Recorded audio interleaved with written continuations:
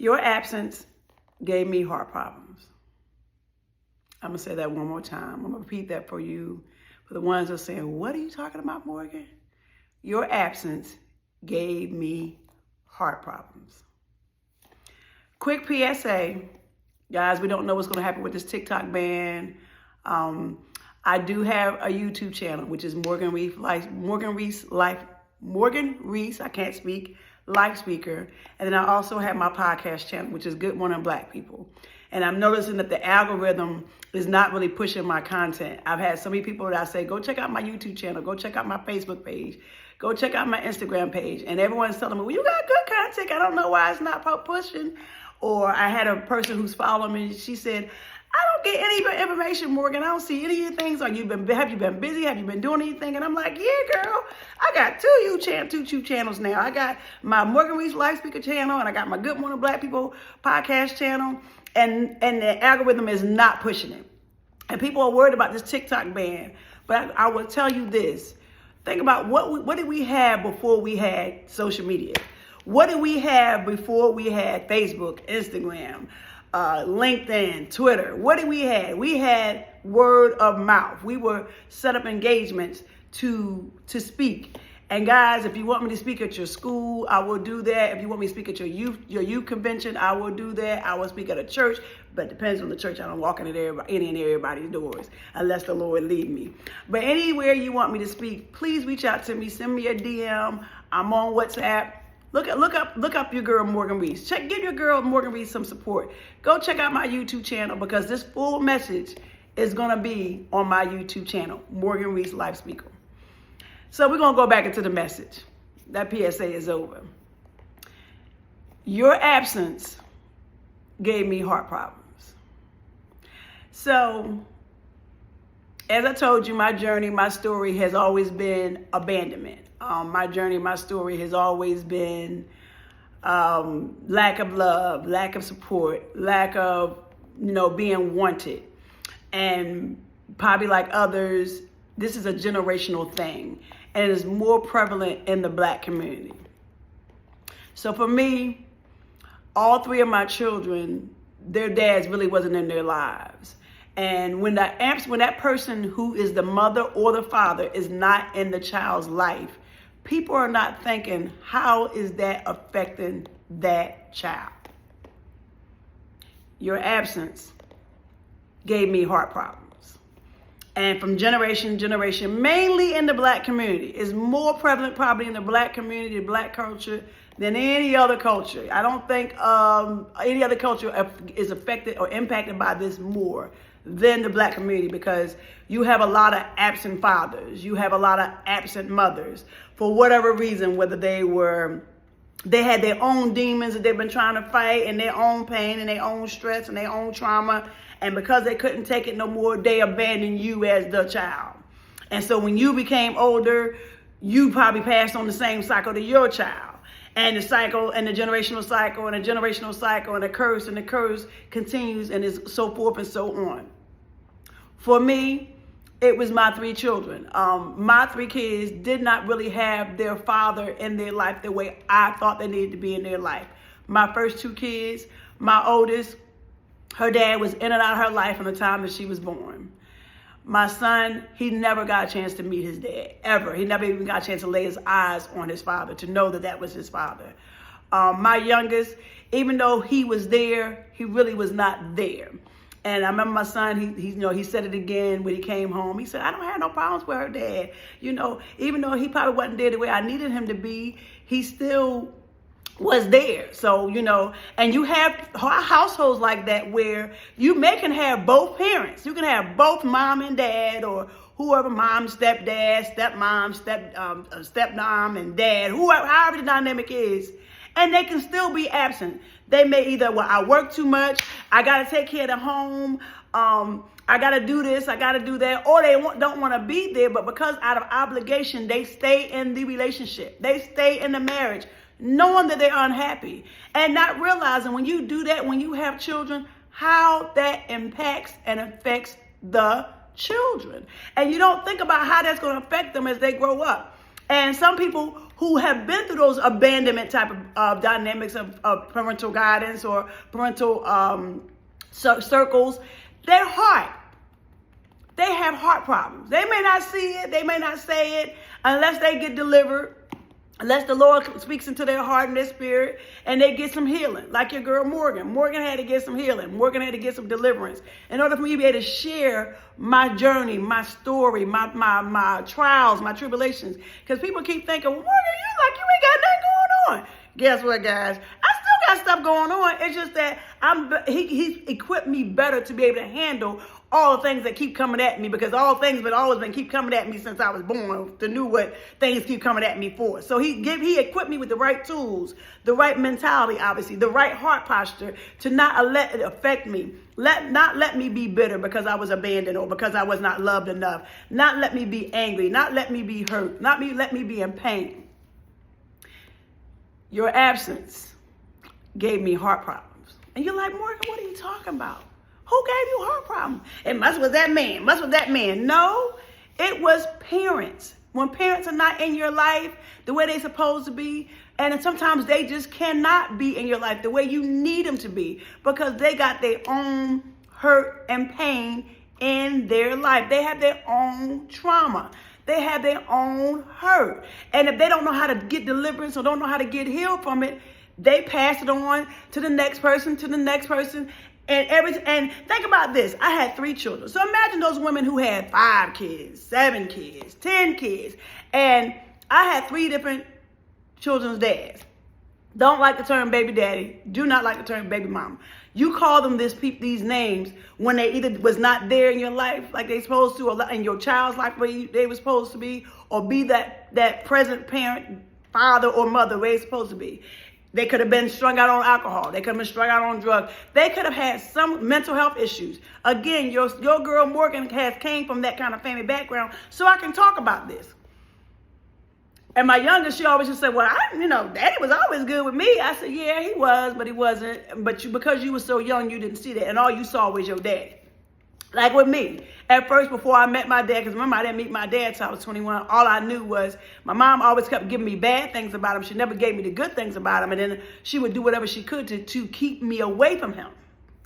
And I looked at it like this. Out of my immediate family, which is my mother, her children, which is me, I'm the firstborn, and my 3 other siblings, my 4 other siblings, my 3 brothers and my sister. And out of my children and myself, all of us older ones do not have their dads in their family. You're like, Morgan, what are you talking about? My mother does not have her father. Unfortunately, I lost my dad 4 years ago. My oldest doesn't have her dad. My son don't have his dad. On my mom's side, my brothers, all 3 of my brothers, they don't have their father. Now, my sister, her dad is still alive. And I believe her dad is still alive because obviously God still, got to do what he got to do for the things that he's done and the things that they did to do what they was doing. And it was not appropriate. They wasn't doing the right thing for the right reason. Because sometimes he can keep people in your life so they can suffer.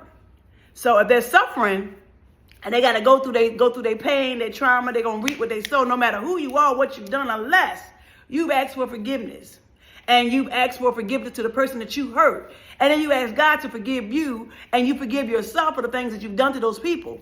Sometimes he keep you on earth a little longer and make you go through trials and tribulations even more, but sometimes it's silent. And you may be thinking, well, I got away with whatever I did to that person. How have I hurt that child? My oldest, father was in her life. Actually, he didn't really get in her life consistently until she was about 2 or 3 years old. But from the time that she was born, I remember when I had her and living on Effingham Boulevard in Philly. And I told him that I was pregnant by him, and he, being a guy. Because again, you don't know what these guys that you get with, what they've been through. Ladies, you don't know what men go through when they get with you before they get with you. Men, you don't know what women go through before they get with you. And sometimes they carry them baggages. That song is, you carry bags. You got bags and bags of pain, bags of trauma, bags of hurt, bags of disappointment. And when I first had her, I showed him that this was his daughter, and his brother said, "Oh boy, she looked just like you. She looked just like you." And he looked at my daughter and he said, "She don't look like me. She ugly." Because for him, at that time, I was not as cute as I am now. I mean, I was cute then, but I'm cuter now. You know, I had eczema. So because I had eczema and I was really stressed out, my skin was not that great.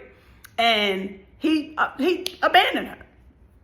I remember going to the corner store and the Chinese guy said, "Hey, you had the baby, where's your baby? Your baby's so pretty. Oh, where's the daddy? And as soon as he said that, he walked in the door. And he looked at my daughter and he said, "There you are, you had a pretty baby." He said, "That ain't my baby, she ugly." And I didn't say anything to him, and the man looked at me and I said, "Don't worry about it, he gonna be all right." Fast forward, he disappears from her life. The next time he comes back in her life, I want to say she's about 2 or 3. And 2 and 3, he even included my son with him. No, 3 or 4. I'm sorry, I apologize. 3 or 4, he came back into her life. Yeah, close to 3. Closer to 4 probably. And he came back into her life. And I'm thinking, okay, he's going to step up to the plate. He's going to be there for his daughter. It wasn't about me. Because ladies, y'all get these men thinking y'all going to hold on to them. Let me tell you. Come here, a little closer. Men do not stay long, even if you got kids. A child does not help you hold on to a man. A child does not keep a man. Come here, listen. A child does not keep a man. Okay, just want to tell y'all that. A child does not keep a man. And so I just wanted him to be in her life. So for about a good year or so, he was in her life. About almost 2 years, he was in her life. He would even get my son because my son did not have his dad. And he would pick him up, and he was into the cars, which is why I was in the cars. He was in the sound systems, down Fifth and Butler, Huntington Park, Fern Rock area. He was always hooking up his cars with systems and everything. Even when I was 15, 16 years old, I'm like, there go my man with his music, with all his lights on his cars, That's my man. And I loved him. He just didn't love me the way I wanted him to love me and what I thought I needed him to love me. And when he was in her life, he was there. He was consistent. He was constant. But as soon as I got with my youngest daughter's dad, prior to me getting with her, he asked about us getting together. And I didn't believe he really wanted to be with me because he was a player. He was doing what he was doing. And I was like, you just want to get with me so you can get this. And I was like, you want to get this regardless of, because, I still love you. We got a kid together, but I still love you. I'll be with you. And I knew he wasn't serious. And so after he had that conversation about him wanting to be with me, I went home and I did me. And I want to say maybe a month later, I met my youngest daughter's dad. And when I met my youngest daughter's dad, got pregnant by him, he convinced me to put my oldest daughter's dad on child support. And I was not big. Hey, guys, look, I'm not big on child support. I know my baby said, actually that's a man's responsibility. They have to take care of their child. They don't want to lay down with them. They supposed to take care of them. And I said, okay, baby. I said, well, I guess maybe because the way the system is rigged and how these women be doing what they be doing to try to take advantage of the men, I don't think it's a good system. And so he convinced me to put him on child support. And when I did that, he went and faked the paternity test to make me pay. So he thought. So because he got upset that I was with my youngest daughter's dad, I got with somebody new, and he was like, well, I thought we was going to be together. And I was like, you wasn't serious. You were just trying to be with me. And I knew you wasn't serious. I didn't feel your heart. So because that happened, it was a whole big blow up. He faked the paternity test, and I knew he faked it, and we didn't find out until she turned 18. He finally decided to get back in her life. And he found me, because I think he really was trying to get with me. And I said, no, I need you to get with your daughter. I need you to mend that relationship with your daughter. And I thought that he was going to do that. And I think she thought he was going to do that. But what he didn't realize, and obviously I didn't recognize, that my daughter was already hurt. My daughter was already broken. She done seen me with this current guy that I'm with, me and this man by that time. Me and my youngest daughter, dad, right before we finally divorced, we had been together for about 14, 15 years. close to almost to that 17-year mark. We already done been through 14, 15 years, but I did not know the kind of relationship that I was in and the things that this man was doing and how he was, because I was so focused on trying to be a better parent. Where I was focused on my children, I was not focused on the man, but because he was my husband and I was his wife, I still had to do my wifey duties and responsibilities to make sure I took care of that man. And when she finally got back in his life, I'm thinking, okay, well, me and this guy, we about to break up again, because that was right before I broke up with him that last time, my ex-husband. And maybe we gonna finally be together. Maybe he gonna finally do what he's supposed to do. And I believe, like all of us girls, especially when you daddy's girl, you want your mom and your dad together. For me, Morgan Rees, I finally met my dad when I met him at 21. I seen him and my mom together. I was like, no. Y'all were good, not together no more, because y'all together, y'all would not last you. Somebody be done killed somebody, and I'm gonna have to go see somebody in jail, and I'm gonna have to bury the other person. So I was not one of those people. I was when I was younger. I wanted my mom and dad, my mom and dad together. But because she always kept telling me so much negative and so much bad stuff about him, and not really saying a lot of the good stuff, and then when I finally did meet him, I started seeing the bad stuff. I was like, well, okay, that makes sense. But I did not want them to be together. But for my daughter, because she was my firstborn, I believe she wanted me and her dad to be together. And so at first I thought that was going to happen, until he took advantage of me too again. And he lied to me, and he asked me to give him some money, and I gave him the money, and he said he's going to give it back to me, and he lied and said, no, it's a gift. You still love me. I know you still want me. And I was like, you know what? Learn lesson again.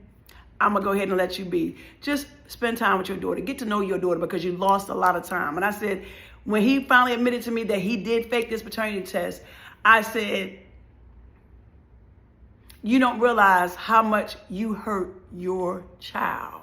Because she really loved him. She enjoyed being with him. She enjoyed spending time with him. My son and her were always together with this man. And at first I thought, okay, and even when the test came back and I kept saying, no, he can still see her. He can still spend time with her. I know this is his child. Even if he don't want to, because he's mad, I still want him to come and get her. He removed himself. Not me getting all upset. Not me, I'm going to send somebody to do something. If anything, everything was attacking me. Everybody was attacking me. And I was like, okay, just spend that time, make up that time. You can't really make up that time that you lost, but rebuild that relationship with your daughter.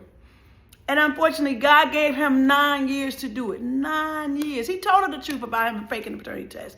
And you would have thought over that time, he would have been a better person to try to help her as a dad with relationships.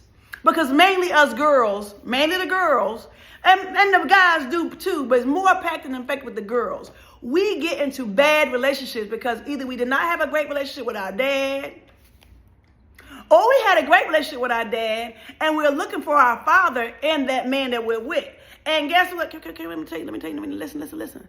Well, ladies, you're not supposed to look for your father in your man. That's not his role. He can't be your dad.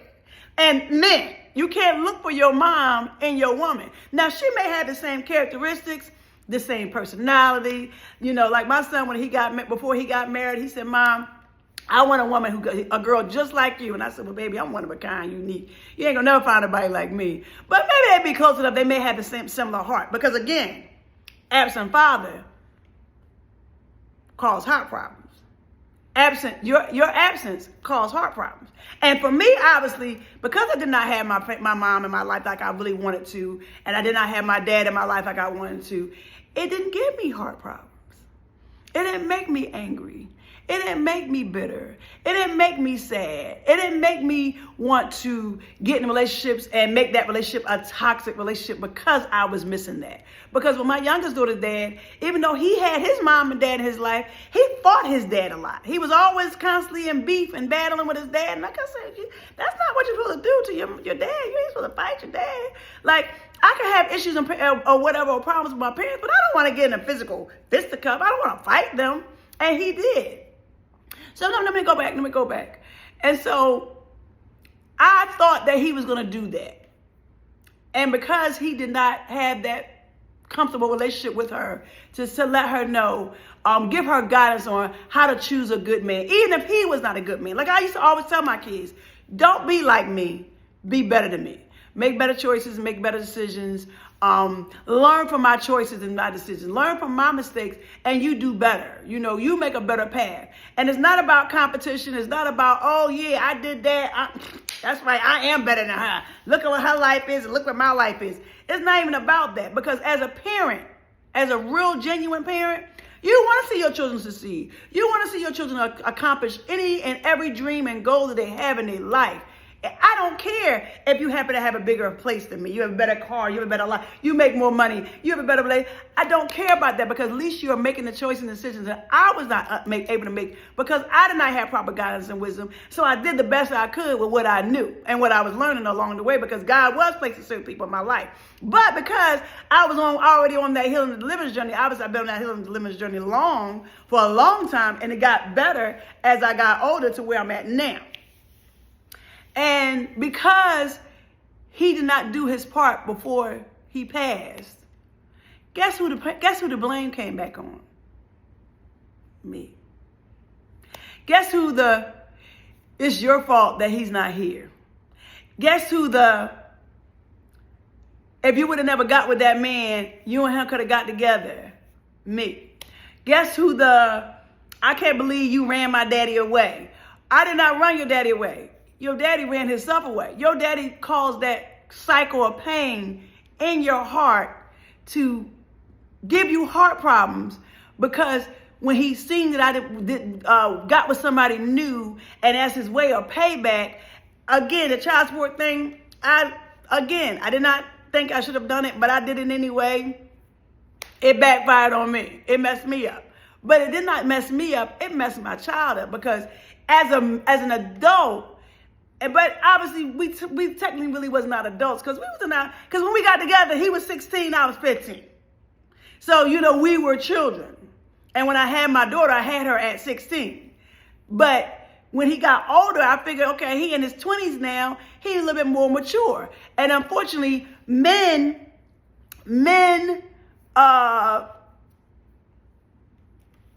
take a little longer to grow up and mature. My uncle told me that. I said, nah, really? He said, yeah. He said, man, it took me to get to my 60s to finally get my life together, 70s almost. I said, really? And sad to say, if they came from broken or hurt backgrounds, again, we go back to the generational curses. We go back to the generational cycles. When you don't break these things, this affects you growing up. For my daughter's dad, her dad was not in her life. For my son's dad, his dad was not in his life. For my youngest daughter's dad, his dad was there, but his dad had problems. So his dad was not really there the way he needed him to be there, or where he should have been there, because he was broken. And as I told you, hurt people hurt people.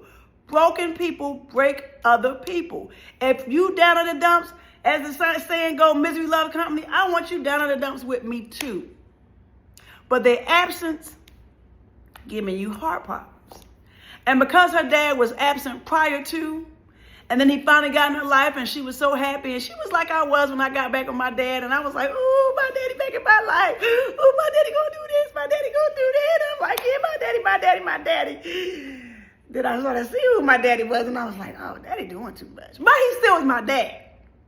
I can't take that away from him, because if it wasn't for him laying with my mom, I would not be here. I can't God says, honor thy mother and father. And I remember the church that I was going to one time, and we did a series on that, on generational curses and cycles. And he said, but Lord, you know how my mom is. You know how my dad is. That guy, come on. Yep, I know who they are. I see everything that they do. I know how they are. I know how they talk. You still got to honor them. You still got to respect them. And for years, people will always tell me, how you still love your mom and your dad, especially your mom, out of all the things she did to you, how she let things happen, because she's still my mom. Because even though she was not present the way I needed her to be present, my heart did not have no pain.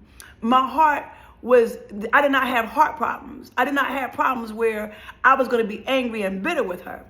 But with my oldest, she has that heart problem with me. She has heart problems with me, because her dad was absent in her life. And when he was in her life, and he didn't give her the right guidance and wisdom, and I was trying to give her the right guidance and wisdom, and she said, I'm going to do what I want to do because I'm grown. I'm going to make my own choices and decisions. Let me fall. If I'm going to fall, let me fall. And I'm like, no, baby, I see you looking like me. When I look at you, you're my mirror. Not only you looking like me, you looking like me with your actions, your choices, your decisions. And I'm trying to pull you from them train tracks. I don't want you to get hit by that train, girl, because when you get hit by that train, you get hit by that train. And we talking about the train of life.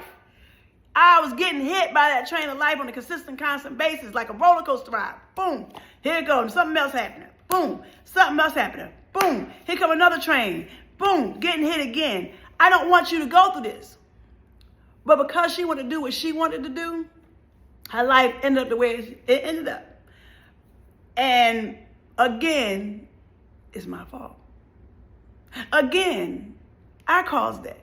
She won't say, well, yeah, Ma, you did your things, but Daddy did his things too. It's my fault. Because when you're not ready to heal, you're not ready to get deliverance and get your healing the way you need to, you're going to still continue to blame and point the finger at somebody else. And we come from a generation of families, mainly with a lot of men not being in the lives. But as I said, you don't know what that man went through. Like, I learned who my daddy was after he passed. I learned he was abandoned by his father's side of the family. He was mistreated by his father's side of the family. He was talked about by his mom's side of the family.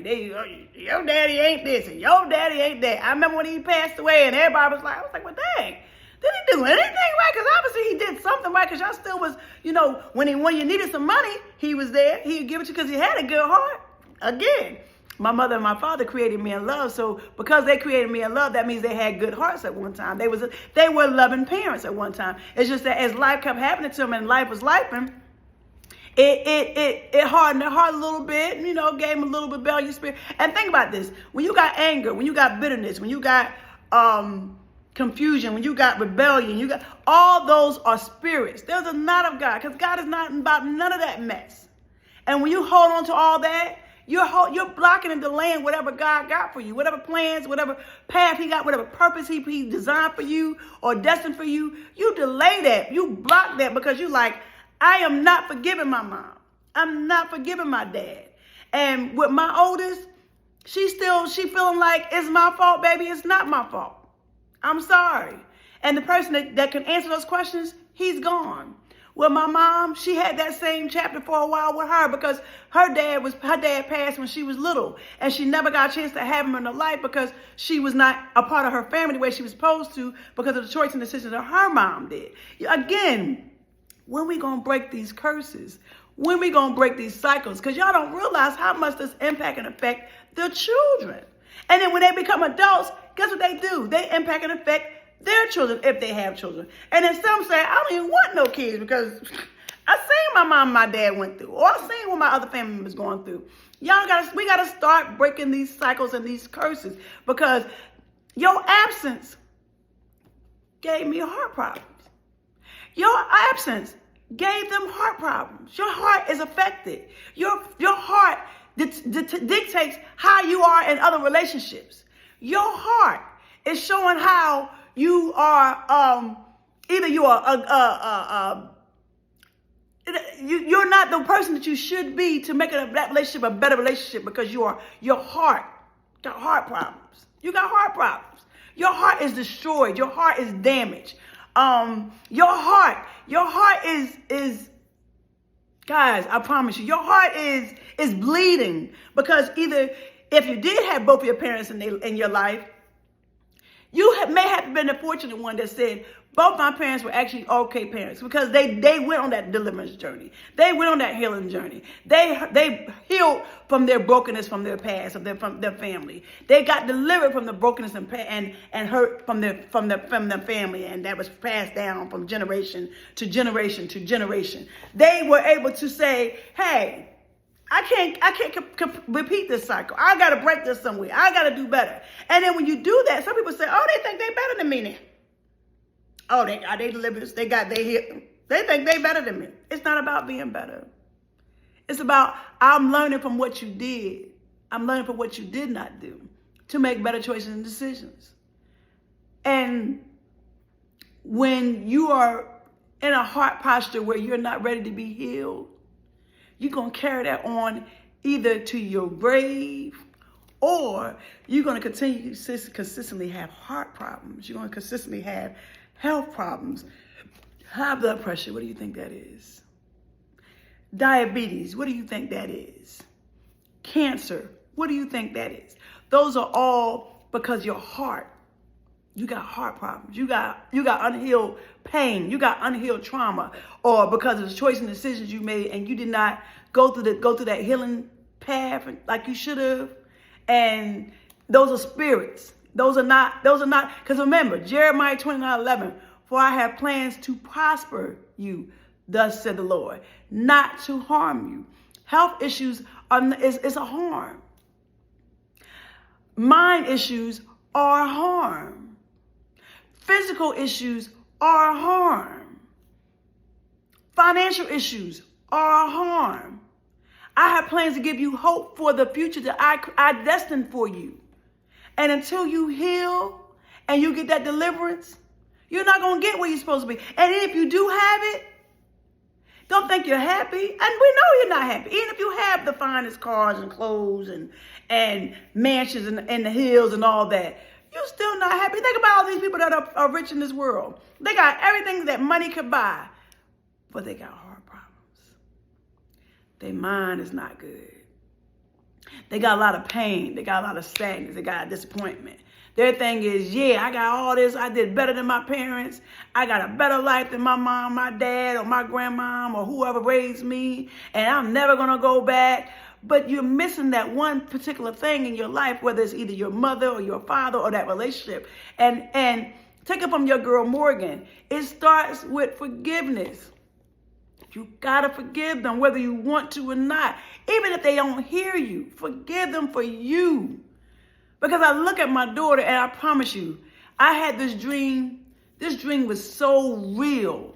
And in the dream, her dad kept saying, I don't know what to do. I don't know what to do. And I'm like, what do you mean you don't know what to do? What do you mean you don't know what to do? Just hold her. Just tell her you sorry. Love her. I don't know what to do. I don't know what to do. A lot of people don't even want to know how to do that. They don't know how to say, I'm sorry. I messed up. Mom, Dad, break these cycles. Grandparents, break these cycles. Great-grandparents.